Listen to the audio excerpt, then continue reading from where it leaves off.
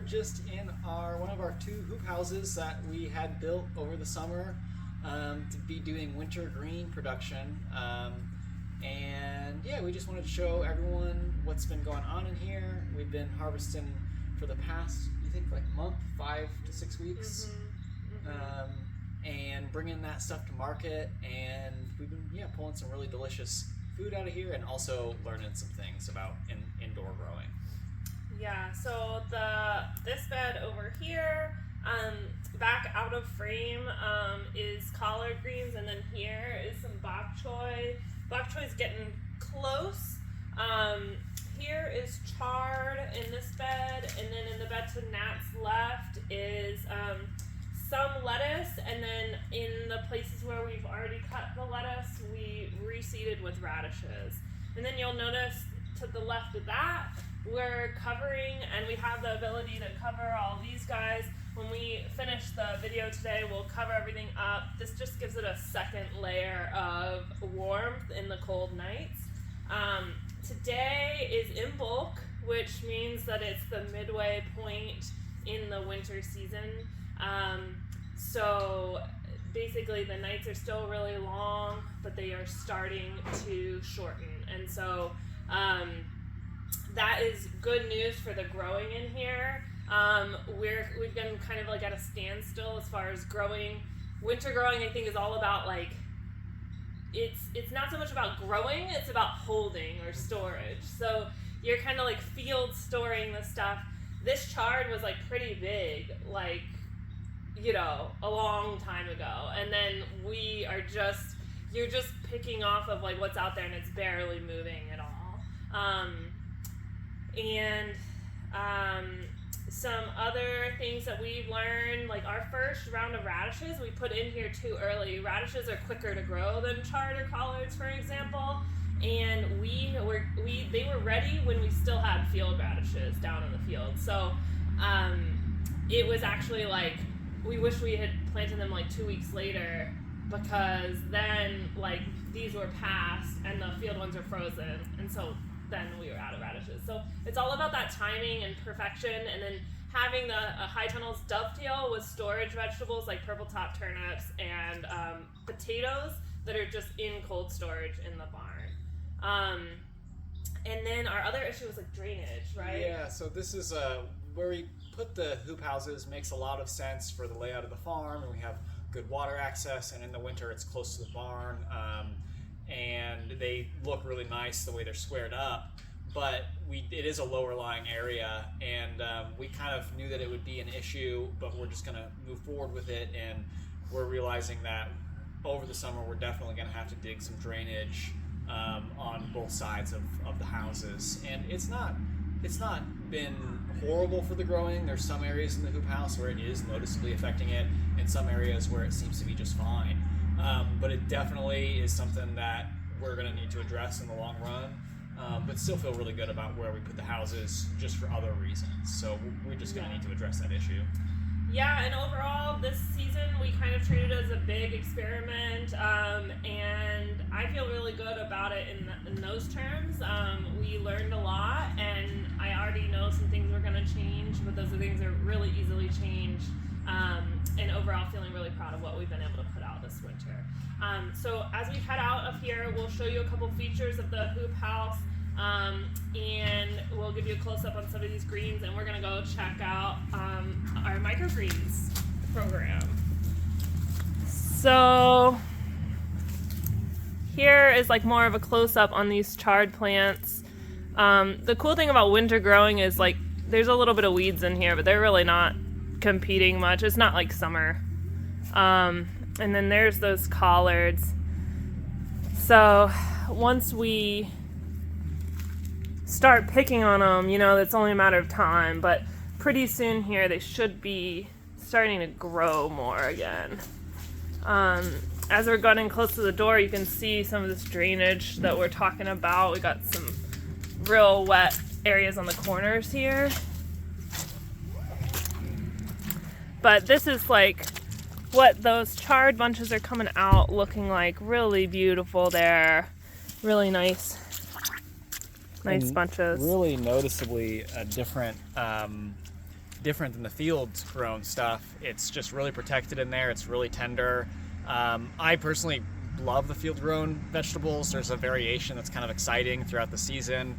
But these are just like the wind has never touched them. They're just tucked in their little beds and, being little baby greens. Yeah. And you can see on these tunnels, we've got 2 over here. The sides roll up so you can see the little doohickey there that will do that so we can adjust and ventilate. And if you visit the farm during open hours, feel free to come in and peek in if the sides are up, but don't open any doors if you would. So now we're off to, let's head to the greenhouse here. So these are just right across this little ditch from Pick Your Own One field. Right behind our other greenhouse. And so the structures are quite similar. The difference is that this greenhouse has a gravel floor and is intended for propagation growing. So we're growing all our transplants in here.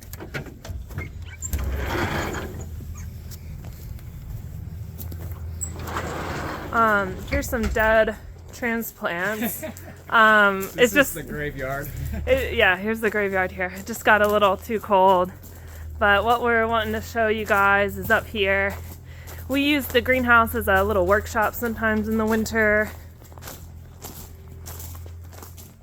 But let's see if we can get some exciting shots here.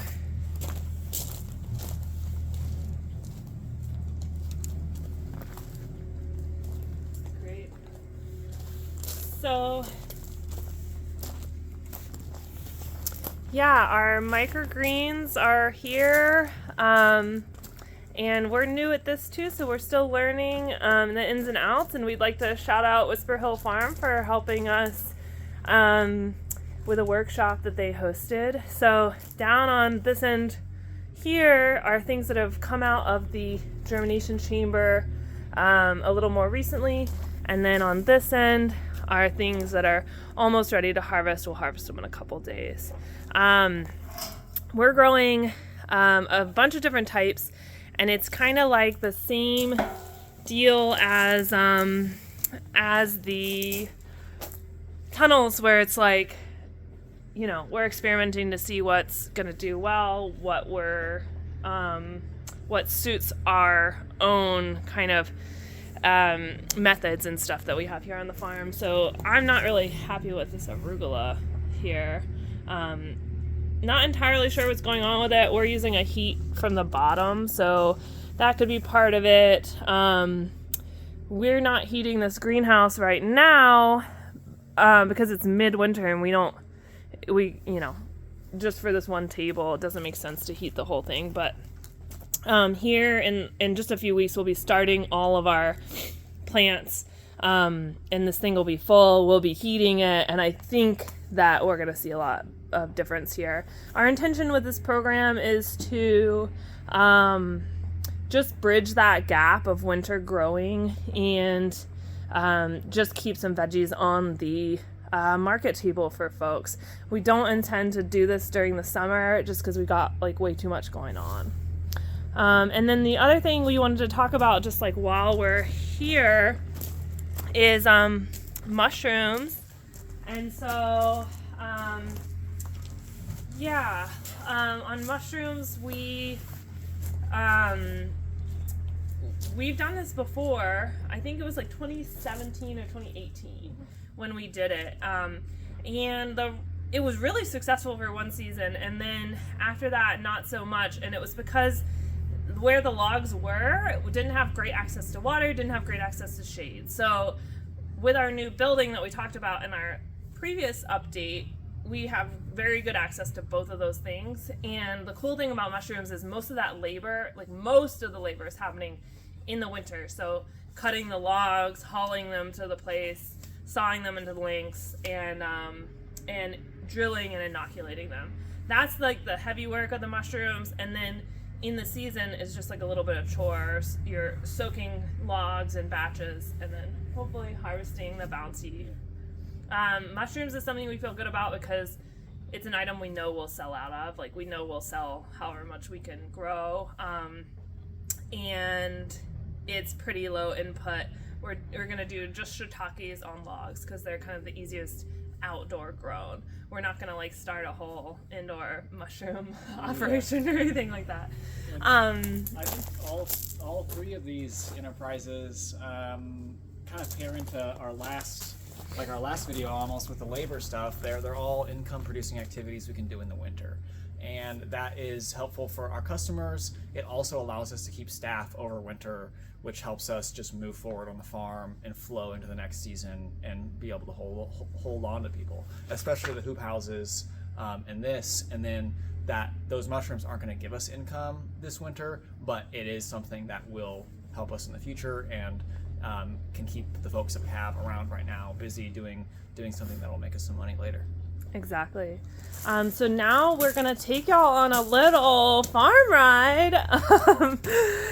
And excuse the noise here. We got some construction happening. And then this little structure we'll talk about in the next update when we're talking about livestock. But we're going to go over here and get in this gator and go to the storage barn.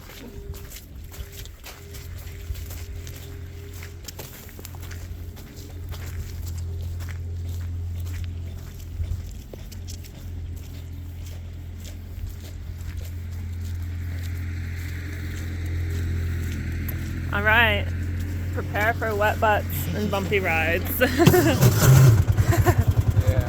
it's been a muddy winter. Always is.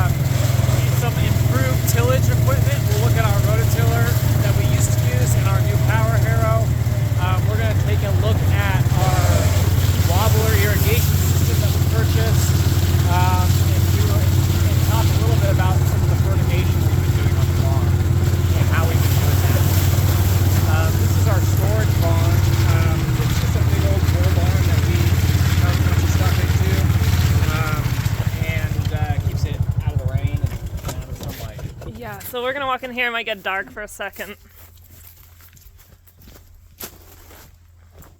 All right, let's see if we can find our power harrow and rototiller here. Oh, nice. They're in this lighter side of the barn.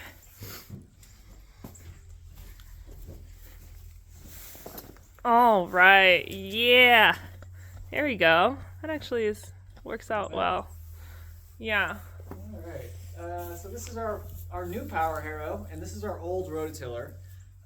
They look the same. They do the exact same function on the farm, but they do it in a different way. You can almost... I'll get a little closer. Yeah, we can take a look at the teeth. So this one, like, spins. It's like it rolls and sort of churns. It's almost like if you guys are familiar with a Vitamix blender, that's basically what it's doing to the soil. Yeah. Which is super functional for a lot of reasons. It gives you a really fine seed bed. It will eliminate any thread stage weeds. Like, there's a variety of very practical uses for this implement. It'll push organic matter back down into the soil and bury a little bit and chop things up. This is the power harrow. I don't even know. I don't if you know. can get down here. It's like, really. I'm gonna turn sideways here. Sorry for. It has these teeth. See how they're vertical? It's hard to see, but basically they look like Nat's fingers right now. Yeah. So instead of a Vitamix blender, it's more of your KitchenAid mixer attachment. and it goes like this. So it has a variety of teeth that are interlocking, and they're stirring the soil instead of turning it over and inverting it. The end result of that is that there's not a hard pan created. So when the rototiller has an action that is beating downwards, especially in our clay soils, it creates a hard pan from that hard impact. And when you stick your fingers into the soil, you can very clearly tell that there's some resistance down where the rototiller action stops. This, because there's no downward motion and it's got that stirring motion, when you stick your hand down in, there is no hard pan and you can just continue to go. In some beds, I can get almost up to my elbow, which is really ideal for growing conditions, especially for certain types of crops. It is not got that violent action on the soil, so it keeps the soil structure together in a much better way. And it produces, I think, a superior seed bed in terms of consistency and evenness and control that you have on the implement. It does not incorporate organic matter as well, and that's really the only downside that I've found so far. And you have to be careful with timing, so because of that. So if you do have unincorporated organic matter or some weeds, then that's not necessarily going to inhibit those at all. And if you leave it like that, those things can reroot and compete with your seeds, or they can clog the seeder. But it's all about timing, and if you time it right, which we're trying to do anyway. So overall, it's a great tool. And it's more expensive than this guy. And at this time last year, this guy was broken, so we bought this guy. But then shipping delays happened, and then we still had to fix this guy. Yeah. Oh my gosh, what a nightmare! Yeah, we still have it. We'll almost always use this, except for maybe very rare circumstances. And this will just be backup, in case something happens. It's nice. We'll hang on to it. For context, we might be doing so this is for all of our direct seed crops. So all of our greens, our carrots, our beets, spinach, anything that is going to be seeded by a tractor directly into the ground and not transplanted. And then it's additionally for our 3-row transplanted crops. So we might be tilling 250, 350 foot beds. So that's a huge amount of ground disturbance that is required for the vegetables that we're growing in the way that we're growing them. And to be able to do that in a way that is better for the soil feels really good, and feels like it's moving towards our long-term goals here. Yeah. So great purchase, and we love it, the Power Hero. The next couple things we want to talk about are definitely in Nat's realm too. A lot of the stuff that we're talking about, Nat is kind of the point person on. This, what I'm holding right now, is a wobbler sprinkler. See how that little guy just wobbles. Does his little guy? Oh, look at that. Little ball head. So this green part is a stake that sticks in the ground. This part hooks to usually a 1 inch or 2 inch. An inch and a half. Inch and a half. Yeah. Sort of header pipe type of situation that goes out in the beds. We purchased this specifically for our carrot germination situation, and we're using it for beets too. Basically, carrots are really finicky germinators. They need to be moist, and then just the perfect level of moisture. All of our other irrigation systems are more like a thunderstorm almost. It'll get it wet, and then they're kind of hard to set up and move around and get rolled back out and redone. So it'll be wet, and then the wind will come and dry it, and then we can get it wet again. But this is just basically you can turn it on, run it for 20 minutes, and turn it off. So it can be more like a sprinkle or a mist. Yeah, and you might, depending on the conditions, you might do that once or even twice a day for carrots. You're really trying to avoid a crust forming because the carrots are so weak and they take so long to germinate that they can't push up against a crust in our clay soils. And it's like Michelle said, it's just, so much easier and so much more convenient to do it I might when I'm really irrigating a lot, I might be on like a 3 to 4 day rotation to get every single thing at a certain time of year wet, and that is at the point where carrots are just not going to do what you want them to do, and that's where we will fail with them. Totally. And so the other thing is, like, by having this system on the carrots, then we don't have to put our other system on them at all. So that means it's improving irrigation for our other crops as well, because taking that 3 to 4 day rotation, maybe dropping it to a 2 to 3 day rotation on some of the other crops. And so overall, it's a great thing. This year we struggled a little bit with spacing. So like obviously there's a pipe and all these in a row, and if you clip this with a tractor, problems are happening. And so we had them a little too tight, and we need to give ourselves more of like an irrigation row for these to sit in. And because of that, we couldn't cultivate, which means like mechanically weed, as much as we wanted to, but that's an easily solved problem, and looking forward to this year with that. Yeah. And then the last thing we're going to talk about today was like fertigation, and so maybe Nat can speak to that. Yeah, we started doing a lot more fertigation on the farm this past year and felt like we saw really good results. We're not fertigating through any of the systems we just talked about. We're exclusively fertigating through our drip systems, which is typically like a longer season crop. Good examples would be onions, tomatoes, eggplants, peppers, winter squash, summer squash, cucumbers. Those are all things that we grow on. That was like a very exhaustive list. I don't know if it was. I feel like there's probably more that we have going. Yeah, probably, yeah. But those are some main crops we grow on a raised bed with drip tape, and it's really pretty convenient to give them nutrients through that drip line. The nutrients that we're using, you could use a variety of different things. It's just a tool to get something to the plant exactly when it needs it on the day it needs it, or to address issues you're seeing in the field. What we're focusing on so far, we've been using fish emulsion and molasses, and I'm looking forward to expanding into a couple other products that I think have good potential for us. We're really trying to address mineral needs and then give nitrogen, phosphorus, and potassium boosts at the right time. And it's for, there's been some crops I've not been able to keep up on a schedule with and haven't noticed big differences. And there have been some crops that I just feel like it's made a huge difference. Last year's broccoli crop, I was really proud of. I was feeding a lot of molasses, which has a lot of potassium in it. And that's what's going to give a flowering crop a really nice, good amount of flower, basically, which all broccoli is a flower. It's a flower bud. That's a perfect, really, specific situation. That crop has a specific set of needs at specific times, and we can ensure that it's getting it. And we were just pulling massive heads of broccoli out. And broccoli is one of those crops that it's really a lot of space. If you're getting small heads off of each plant, it really feels like a waste of your time and money and effort, and it's just really sad. So indeed.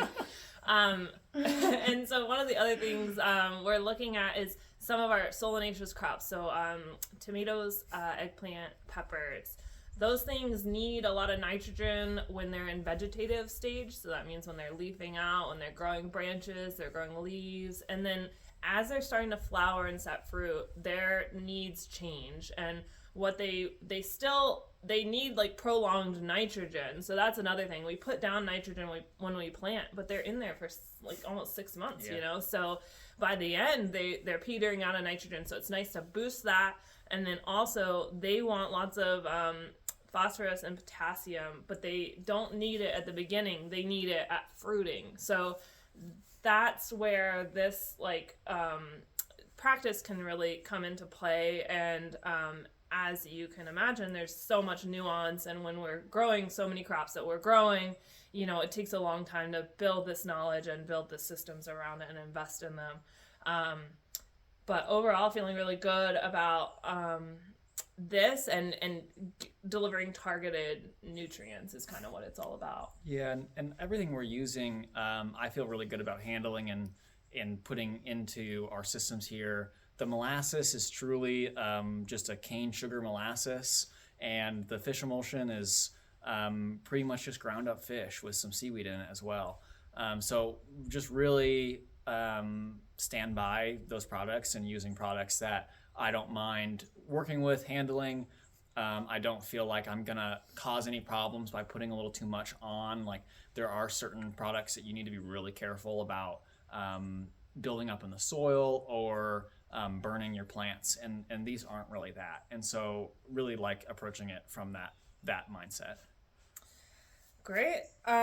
So I think that's all we had on the docket today. We're going to do another annual update on livestock and another one on conservation. We'll keep making these little videos, and hopefully y'all are enjoying.